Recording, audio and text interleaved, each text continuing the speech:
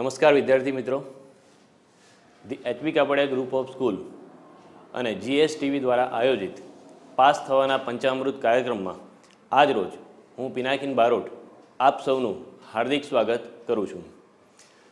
ગત લેક્ચરમાં શ્રી કે.એમ. રાવલ સાહેબ પાસેથી પ્રકરણ 1 વિષય વાણિજ્ય વ્યવસ્થા અને સંચાલનમાં આપે માર્ગદર્શન મેળવ્યું અને પ્રકરણ 4 આયોજન વિશે શ્રી મેઘાવી મેમ પાસેથી આપે માર્ગદર્શન મેળવ્યું.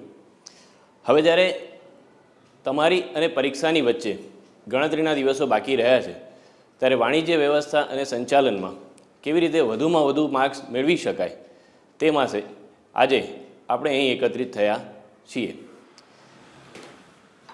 આજે સંચાલનના સિદ્ધાંતો જેનો કુલ ગુણભાર છે 6 તે વિશે આપણે માર્ગદર્શન મેળવીશું.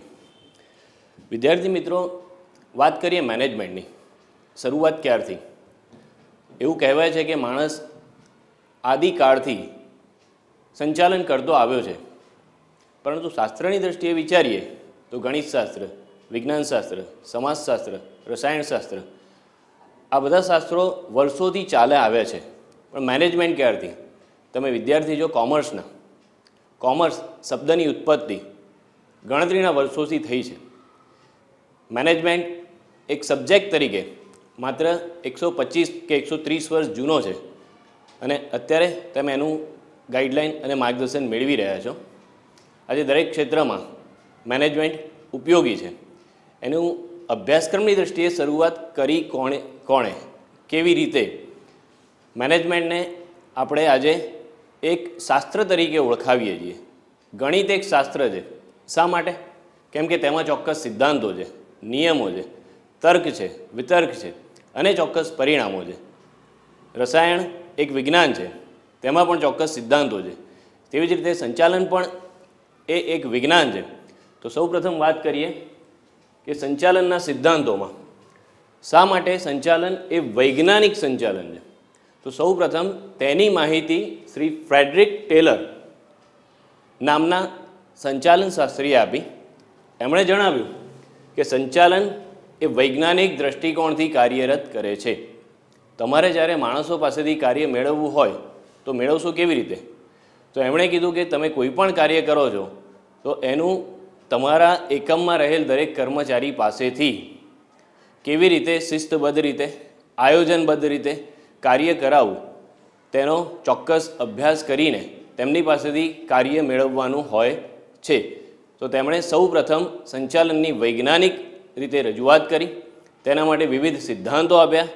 તેમણે જે 8 સિદ્ધાંતો આપેલા છે ત્યારથી સંચાલનની એક વૈધિક રીતે રજૂઆત શરૂ થઈ છે અને તેમને વૈજ્ઞાનિક સંચાલનના પિતા તરીકે ઓળખવામાં આવ્યા. જે સમયે મેનેજમેન્ટમાં ઓછા માણસો કાર્યરત હતા તે વખતે સંચાલકો એક રૂલ ઓફ થંબ તરીકે વર્તતા હતા. રૂલ ઓફ થંબ એટલે શું? અહીં લખ્યું છે રૂલ ઓફ થંબ એટલે શું કે જે એક ગુણમાં તમારે ક્વેશ્ચન તરીકે પૂછાવી શકે. જ્યારે સંચાલકો કર્મચારીઓને આંગળીના ઇશારે કાર્ય કરાવતા, ઓર્ડર કે હુકમ આપીને કાર્ય કરાવતા, કર્મચારીઓની કોઈ માંગણીઓનો સ્વીકાર ન હતો અને કર્મચારીઓના પ્રશ્નોને સાંભળવામાં ન આવતા, તેને રૂલ ઓફ થંબ તરીકે ઓળખવામાં આવતું હતું.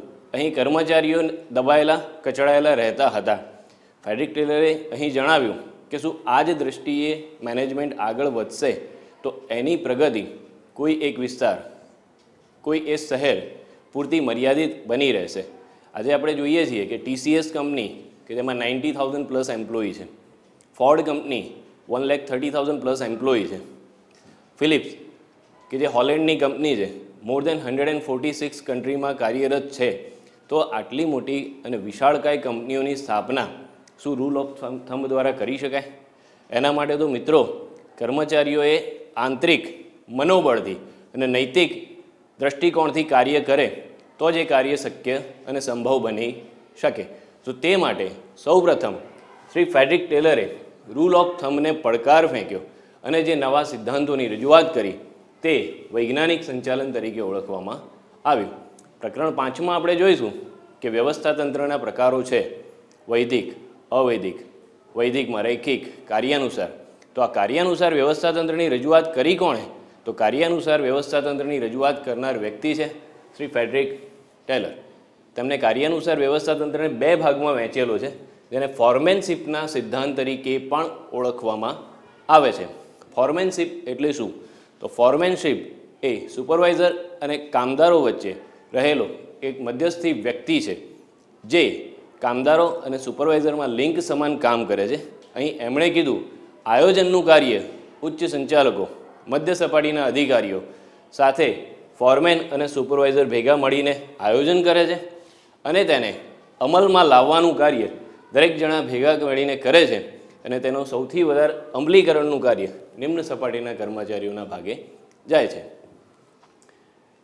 ફ્રેડરિક ટેલરે વાત કરી એમના જે માર્ગદર્શક સિદ્ધાંતો છે તેમાં સૌ પ્રથમ વાત કરી કાર્યનું વિશ્લેષણ. કાર્યનું વિશ્લેષણ કેવી રીતે કરવું? તો કાર્યના વિશ્લેષણ માટે તેમને ગતિ નિરીક્ષણ, સમય નિરીક્ષણ, થાક નિરીક્ષણ જેવી પદ્ધતિઓ સૂચવી. મિત્રો, થાક નિરીક્ષણ એટલે શું? એકનું એક કાર્ય વારંવાર કરવાથી કંટાળો ઉદ્ભવે છે. આપણે શાળામાં જ્યારે ભણીએ છીએ, એક લેક્ચર અકાઉન્ટ્સનો આવે, એક સ્ટેટિસ્ટિકનો આવે, એક વાણિજ્ય વ્યવસ્થાનો આવે, ફરી વાણિજ્ય વ્યવસ્થા આવે, તો પાંચમો લેક્ચર ફરી વાણિજ્ય વ્યવસ્થા, છઠ્ઠો લેક્ચર ફરી વાણિજ્ય વ્યવસ્થા. આઈ થિંક જબરજસ્ત કંટાળો ઉદ્ભવશે, વિષયથી નફરત થશે, ભણવાથી નફરત થશે. એકનું એક કાર્ય વારંવાર ન કરવું, કાર્યમાં બદલાવ લાવો, જરૂર પડે તો વચ્ચે રિસેસ આપવી. તો એમણે થાક નિરીક્ષણ બાબતે સૂચવ્યું કે કાર્યનું વિશ્લેષણ કરવું એટલે જો થાક નિરીક્ષણ, તો કર્મચારીઓને રિસેસ કે વિરામનો સમય આપવો.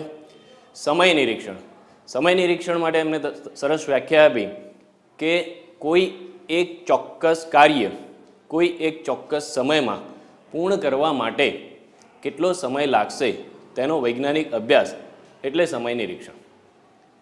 હવે 100 માર્કના પ્રશ્નપત્રમાં જો 3 કલાક આપવામાં આવે તો એ એકદમ આદર્શ છે, પણ 100 માર્ક્સના પ્રશ્નપત્રમાં જો 4 કલાક આપવામાં આવે તો મારા ખ્યાલથી વિદ્યાર્થીઓને એ 4 કલાકના સમય દરમિયાન ક્લાસમાંથી બહાર જવાની પ્રવૃત્તિ ખૂબ જ રહેશે, ઇનડિસિપ્લિન ખૂબ જ રહેશે, આજુબાજુ ડાફોડિયા મારવાની પ્રવૃત્તિ વધી જશે. સાચું ને? પરંતુ જો એ જ પ્રશ્નપત્ર 2.5 કલાકમાં પતાવવાનું કીધું હોય તો તમારો ગમે તેવો સારો મિત્ર બાજુમાં કોણી મારીને તમને પૂછતો હોય કે શું કરવું, તો એનો જવાબ આપવા માટે તમારી પાસે સમય નથી. કેમ? કારણ કે અત્યારે તમારું નિરીક્ષણ કોણ કરી રહ્યું છે? સુપરવાઇઝર? ના, તમારું નિરીક્ષણ કરી રહ્યું છે સમય. તમને 12 મહિનામાં જે પણ પ્રેક્ટિસ કરી છે, જે પણ મહેનત કરી છે, એ પેપરમાં કેવી રીતે ઉતારવું એની તમને ચિંતા છે. એટલે સમય તમારું નિરીક્ષણ કરી રહ્યું છે. In the same way Frederick ટેલરે કહ્યું કે સાંજ પડે કેટલું ઉત્પાદન થશે એ દરેક કર્મચારીઓને 1 એકમ ઉત્પાદનનો 1 કલાક કે 2 એકમમાં 2 કલાક એવો જો સમય એમને નિરીક્ષણ કરતો હોય તો સાંજ પડે કે દિવસ દરમિયાન, અઠવાડિયા દરમિયાન કે 15 દિવસ કે 1 મહિનામાં એક કર્મચારી કેટલું ઉત્પાદન કરશે તેનું ચેકિંગ તેના સુપરવાઇઝર કે નિરીક્ષક દ્વારા નહીં પરંતુ સમય દ્વારા થતું હોય છે. એટલે એને વૈજ્ઞાનિક દ્રષ્ટિએ આ દૃષ્ટિકોણ રજૂ કર્યો, એ સમય નિરીક્ષણ છે. બીજી વાત કરી ગતિ નિરીક્ષણ. એવું આપણે ક્યારેક જોઈએ છીએ કે કોઈ અગત્યનું કાગળિયું કે કોઈ અગત્યનું સાધન ઘરમાં ક્યાંક આડું અવળું મુકાઈ ગયું અને જોઈએ ત્યારે એ વસ્તુ મળતી જ નથી. કામ માત્ર 1 મિનિટનું છે, 10 મિનિટનું છે, પણ એને શોધવામાં 5 કલાક જતા રહે છે. આ તમારી ગતિમાં ફેરફાર આવે છે. એટલે અહીં એવું કહે છે ફ્રેડરિક ટેલરે કીધું કે કારખાનામાં, ઓફિસમાં, દરેક જગ્યાએ તમારા દરેક સાધનો યોગ્ય રીતે ગોઠવાયેલા હોવા જોઈએ, જેથી જોઈએ ત્યારે દરેક સાધનો જો તમને મળી રહેશે તો એના હેરફેરમાં લાગતો સમય બચે છે. તમારી ગતિમાં નિરીક્ષણ આવે છે. આવી તમામ બાબતોનો કાર્યના વિશ્લેષણમાં સમાવેશ કર્યો. ત્યારબાદ વાત કરીએ પ્રમાણીકરણ. સંચાલનના 6 સાધનો છે. 6M: man, machine, money, material, method, market. આ 6 સાધનો કેટલા પ્રમાણમાં કાર્યરત છે તેનો અભ્યાસ તેમણે સૂચવ્યો છે કે કોઈ એક કારખાનામાં યંત્રો કેટલા છે, એ કેટલા કલાક ઉત્પાદન કરી શકશે અને કેટલા એકમો ઉત્પાદન થશે, તેનું પ્રમાણ, ચોક્કસ પરિસ્થિતિ, તે તમામ બાબતો એણે સૂચવી છે. માનસિક ક્રાંતિ. વોટ ઇઝ ક્રાંતિ? ક્રાંતિ એટલે ચેન્જ, પરિવર્તન, બદલાવ, રેવોલ્યુશન. ફ્રેડરિક ટેલરે ખૂબ સરસ વાત સૂચવી છે. એ અહીં કર્મચારીઓનો જો કોઈ વાંક હોય, જો કોઈ ગુનો હોય, જો કોઈ કાર્યનું પરફોર્મન્સ ન આપી શકતા હોય તો તેને બદલવાની, ચેન્જ કરવાની વાત નથી કરતા. જો કોઈ કર્મચારીઓનો વિરોધ હોય તો તેને બદલવાની વાત નથી કરતા. એમણે ખૂબ જ સરસ રીતે વાત કરી છે. તમારા એકમમાં જે કર્મચારીઓ છે તેમને શું વાંધા છે, તેમની શું ફરિયાદો છે, તેમના શું પ્રશ્નો છે, સો અહીં વધુ તાલીમ, વધુ વિકાસ, બોનસ, કમિશન આવી કોઈ જોગવાઈની જરૂર હોય એ કરો. Change their mind, don't change your man. તો તેમને એકમ પ્રત્યે સાનુકૂળ બનાવો, નહીં કે પ્રતિકૂળ. તો એમણે એકમ પ્રત્યે કર્મચારીઓને સાનુકૂળ બનાવવાની વાત કરી છે. આમ એમણે કર્મચારીઓના મનમાં બદલાવ, મનમાં પરિવર્તન, ચેન્જ લાવવાની વાત કરી છે, જેને આપણે માનસિક ક્રાંતિ તરીકે ઓળખાવીશું. કર્મચારીઓ એકમમાં કામ કરે શા માટે? આજે દરેક જણ અર્થ, રૂપિયા કમાવા માટે નીકળે છે. કર્મચારીઓ પણ એના માટે જ આવે છે. તો બીજી એક વાત કરી છે ઉત્તેજન. કર્મચારીઓના વખાણ, પ્રશંસા, સલાહ સૂચન, આ તો બધું કરો જ છો, પણ કર્મચારીઓને વળતર સ્વરૂપે જોઈએ છે શું? નાણાં. તો ફ્રેડરિક ટેલરે વાત કરી કે તમારા એકમમાં કાર્યરત કર્મચારીઓને સમયાંતરે નાણાકીય ઉત્તેજન આપતા રહો. ખાસ નોંધ લેવા જેવી બાબત, કેટલા ટકા? તો મિનિમમ 30%, મેક્સિમમ 100%.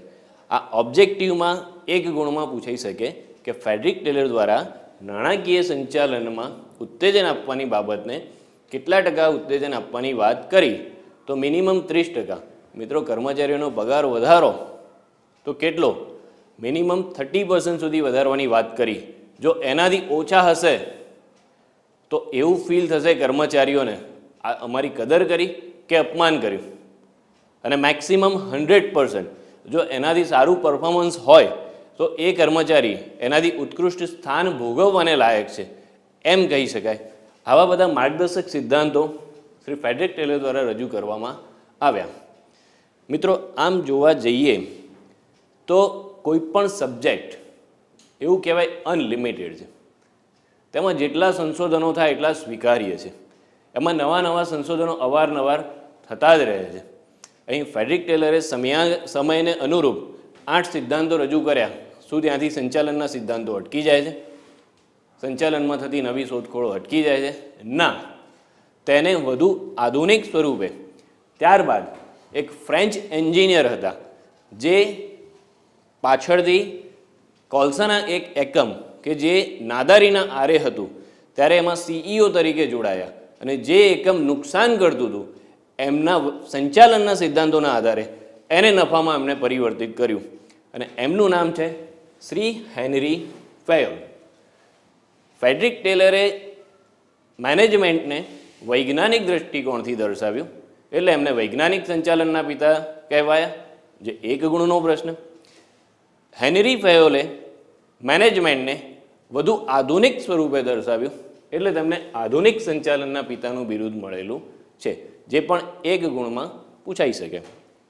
કન્ફ્યુઝન છે મિત્રો. આધુનિક સંચાલનના પિતા કોણ? તો હેનરી ફેયોલ. વૈજ્ઞાનિક સંચાલનના પિતા કોણ? તો ફ્રેડરિક ટેલર. જે બંને એક એક ગુણમાં ઓબ્જેક્ટિવ કે 1 માર્કમાં પૂછાઈ શકે એ ખાસ નોંધી લેવા જેવી બાબત છે. 1916માં તેમણે તેમના સમગ્ર ઉદ્યોગમાં કાર્યરત જીવનના જે પણ અનુભવો હતા તેના આધારિત એક પુસ્તક રજૂ કર્યું જે ઇન્ડસ્ટ્રીયલ મેનેજમેન્ટના નામે ઓળખાય છે. અને આ પુસ્તકમાં તેમણે કુલ 14 માર્ગદર્શક સિદ્ધાંતોની રજૂઆત કરી. આજે પણ આ સિદ્ધાંતોને આવકારવામાં આવ્યા છે, સ્વીકારવામાં આવ્યા છે. અને કોર્પોરેટ લેવલે કાર્ય કરતા મોટાભાગના ઉદ્યોગપતિઓ એને કોઈને કોઈ દૃષ્ટિકોણથી અમલમાં મૂકતા જોવામાં આવ્યા છે. એમણે સંચાલનના કેટલા કાર્યો દર્શાવ્યા. અહીં મેનેજમેન્ટ કે જે આપણો મૂળ સબ્જેક્ટ છે એમાં ચેપ્ટર 1માં આવે છે. જ્યોર્જ આર ટેરીએ સંચાલનના કેટલા કાર્યો દર્શાવ્યા? તો 4 કાર્યો: આયોજન, વ્યવસ્થા, દોરવણી, અંકુશ, જેને આપણે PODC તરીકે ઓળખીએ છીએ. ચેપ્ટર 3માં આવે છે હેનરી ફેયોલ કે જેમને સંચાલનના કેટલા કાર્યોની રજૂઆત કરી. તો એને આપણે યાદ કરીશું પોડ કોક, PODCOC, પોડ કોક. પ્લાનિંગ એટલે કે આયોજન, O ફોર ઓર્ગેનાઇઝેશન એટલે કે વ્યવસ્થા તંત્ર, D ફોર ડિરેક્શન એટલે કે દોરવણી, CO ફોર કોઓર્ડિનેશન એટલે કે સંકલન, કંટ્રોલ એટલે કે અંકુશ. આવી રીતે એમણે કુલ 5 કાર્યોની રજૂઆત કરી. પ્રકરણ 2માં પેજ નંબર 9 ઉપર 3 સંચાલન શાસ્ત્રીઓએ જે સંચાલનના કાર્યો દર્શાવ્યા છે એમાં પણ શ્રી હેનરી ફેયોલના કાર્યોનો સમાવેશ થાય છે. તો 2 માર્કમાં પૂછાતો આ પ્રશ્ન, જેની આપણે કન્ફ્યુઝન દૂર કરીએ. જ્યોર્જ આર ટેરીએ કયા કાર્યો દર્શાવ્યા? તો યાદ રાખીશું PODC. હેનરી ફેયોલે કયા કાર્યો દર્શાવ્યા? તો દર્શાવીશું પોડ કોક. લ્યુથર ગ્યુલિકે કયા કાર્યો દર્શાવ્યા? તો એના માટે આવશે પોસ્ટ કોર્બ, POSDCORB, જેમાં અંકુશનો સમાવેશ થતો નથી. અને પીટર ડ્રકરે કયા કાર્યો દર્શાવ્યા? તો એને યાદ રાખવા માટેનું ટૂંકું સૂત્ર છે BWDW: business management, work management, directors management, workers management. આમ અલગ અલગ સંચાલન શાસ્ત્રીઓએ સંચાલનના કાર્યો દર્શાવ્યા છે જે એક સાથે પેજ નંબર 9 ઉપર આપવામાં આવેલા છે. જો આ 4 પ્રશ્નો તૈયાર કરવામાં આવે તો ઓછામાં ઓછા 2 ગુણ તમે સરળતાથી મેળવી શકો, જે વારંવાર પ્રશ્નપત્રમાં પૂછાતા હોય છે. ફ્રેન્ચ એન્જિનિયર અને ઉદ્યોગપતિ એવા હેનરી ફેયોલે કુલ 14 સિદ્ધાંતોની રજૂઆત કરી, જેમાંથી આપણે અહીં 2 સિદ્ધાંતો છે. હુકમની એક વાક્યતાનો સિદ્ધાંત, શિસ્તનો સિદ્ધાંત. અહીં હુકમની એક વાક્યતાનો સિદ્ધાંત, તેના વિશે થોડું માર્ગદર્શન મેળવીશું. હવે પરીક્ષામાં આ પ્રશ્ન કેટલા ગુણમાં પૂછાઈ શકાય? તો કુલ 14 સિદ્ધાંતો. તમને આવું પણ પૂછાઈ શકે 14માંથી કોઈ પણ 5 સિદ્ધાંતો સમજાવો, અથવા કોઈ એક સિદ્ધાંત 1 ગુણમાં સમજાવો, અથવા કોઈ એક સિદ્ધાંત 2 ગુણમાં સમજાવો, અથવા કોઈ એક સિદ્ધાંત 3 ગુણમાં સમજાવો. તો વિદ્યાર્થી મિત્રો, એક જ સિદ્ધાંત જો 3 ગુણમાં પૂછાય છે તો કેવી રીતે આપણે એની સમજૂતી મેળવીશું? વિદ્યાર્થી મિત્રો, ફ્રેડરિક ટેલરે સરસ વાત કરી. સંચાલન એ શું છે? વિજ્ઞાન છે. કેવી રીતે વિજ્ઞાન? એક સરળ પ્રયોગ જે તમને પૂછું છું, હાઇડ્રોજન વત્તા ઓક્સિજન શું મેળવીશું? પાણી, H2O. એટલે એ વિજ્ઞાન છે. કેમ?